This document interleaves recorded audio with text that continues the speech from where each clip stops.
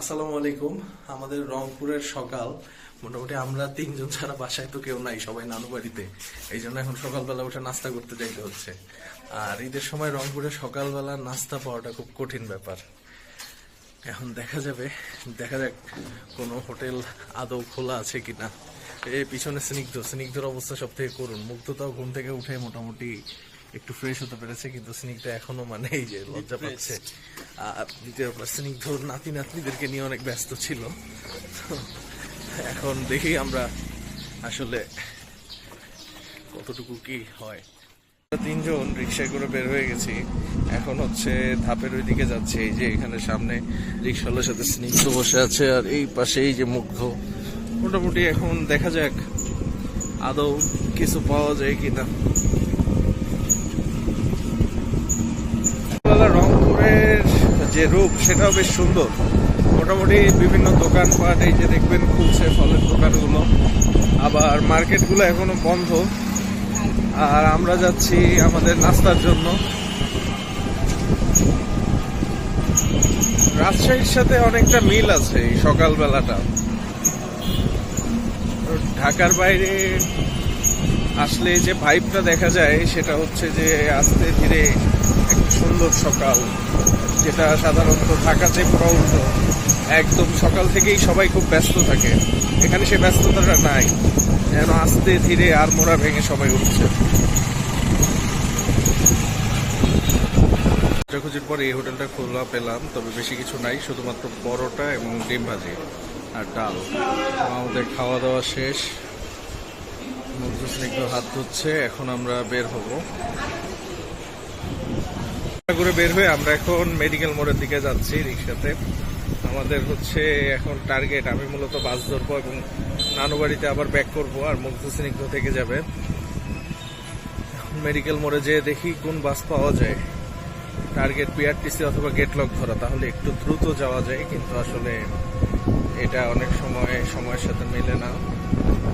দেখা যাক আমরা যে কোনটা পাই। আমরা সামনে মেডিকেল মোড়ের দিকে যাচ্ছি।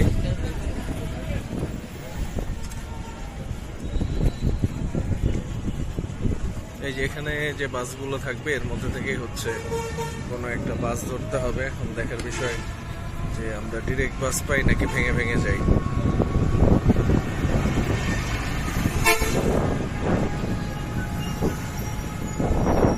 এই যে এই পাশে হলো রংপুর মেডিকেল, এবং এটার আশেপাশে বিভিন্ন ধরনের মেডিকেল ইনস্টিটিউটগুলো আছে, প্যাথোলজি সেন্টারগুলো আছে। এবং এই রাস্তাটা খুব ব্যস্ত রাস্তা, আসলে রংপুরে ঢোকার এবং রংপুর থেকে বের হওয়ার একটা গুরুত্বপূর্ণ পয়েন্ট। এই জন্য মোটামুটি সবসময় এখানে বাসের লাইন লেগেই থাকে।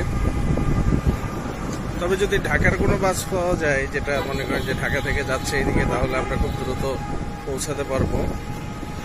এখানে আবার হচ্ছে গেটলক পতাকা দেখে চিনতে হয়। সামনে একটা হলুদ পতাকাওয়ালা বাস দেখতে পাচ্ছি, আর ওই বাসটা দেখি যদি ভেঙে ভেঙে দ্রুত পৌঁছানো যায় প্রয়োজনে সেটাই করবো।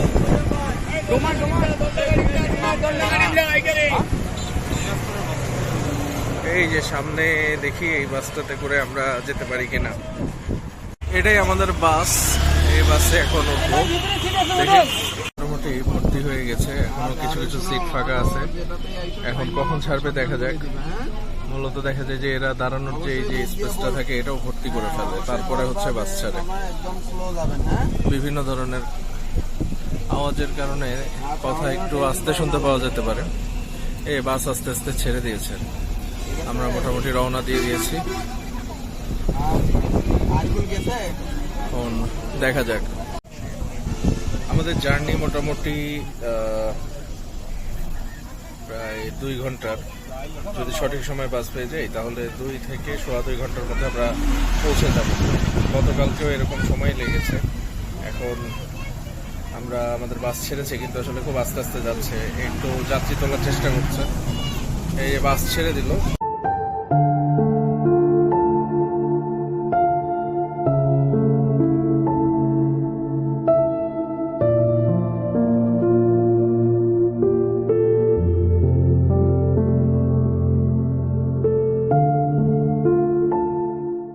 নামলাম, এখন আমরা হচ্ছে এই যে সামনে ডোমারের গাড়িতে উঠবো। এই সম্ভবত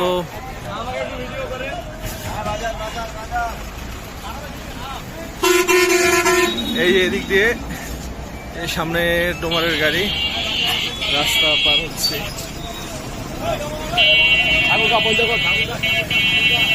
এই যে ডোমারের গাড়িতে করে আমরা এখন এই গাড়িটাতে যাব। দুই পাশে এরকম শুটকির আড়ত এবং এই অঞ্চলে বৃহত্তম শুটকির আড়ত হলো এই আড়তগুলো। এখান থেকে একটা বিশাল পরিমাণ শুটকি বিভিন্ন এলাকায় চলে যায়। এই দেখতে পাচ্ছেন রাস্তার অন্য পাশেও একই রকম আড়ত আছে।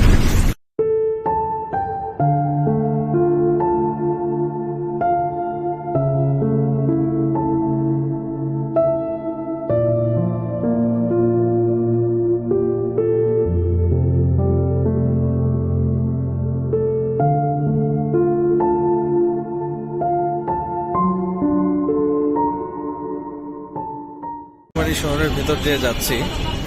নীলফামারী শহরটা খুব বেশি বড় না, তবে এটাই হচ্ছে মূল রাস্তা। এই রাস্তা দিয়েই আর কি যে কোনো জায়গায় যেতে হয়। আবার এর দুই পাশেই সব দোকান, বাজারঘাট, ব্যাংক। এই জন্য এই জায়গাটাতে দেখা যায় যে মোটামুটি এমনি সময় বেশ ভিড় লেগে থাকে। তবে যেহেতু ঈদের ছুটি, আপাতত অফিস আদালত বন্ধ এবং মার্কেটগুলো পুরোপুরি খুলে ওঠেনি, এই জন্য এই জায়গাগুলোতে অতটা ভিড় নাই। এই যে দোকানপাট অধিকাংশ দেখবেন বন্ধ, আর বাসটা 2 মিনিট পর পর দাঁড়াচ্ছে, লোক তুলছে, লোক নামাচ্ছে।